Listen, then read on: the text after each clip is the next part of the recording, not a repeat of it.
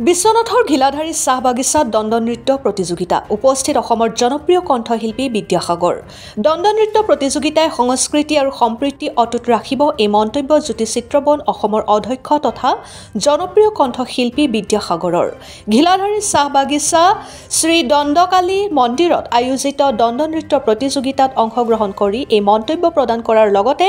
মহাপুৰুষ শ্ৰীমন্ত শংকৰদেৱৰ ব্ৰজাৱলী ভাষা সৃষ্টিত ওড়িয়া ভাষাৰ অৱদানৰ কথাও সোঁৱৰে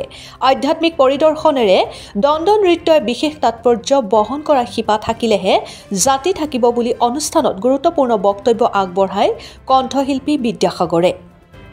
বসন্ত উৎসৱৰ লগতে বহাগ বিহুৰ প্ৰাক্ষণত হোৱা এক উৎসৱমুখৰ ধৰ্মীয় পৰিৱেশ অনাত দণ্ড নৃত্যই বিশেষ মাত্ৰা প্ৰদান কৰি আহিছে ওড়িয়া ভাষীসকলৰ দণ্ড নৃত্যই ইতিমধ্যে সাৰ্বজনীন স্তৰ লাভ কৰিবলৈ সক্ষম হৈছে বিগত বৰ্ষৰ দৰে এইবাৰো বিশ্বনাথৰ ঘিলাধাৰী চাহ বাগিচাত ৰাইজৰ সহযোগত দেওবাৰে অনুষ্ঠিত হোৱা শ্ৰী শ্ৰী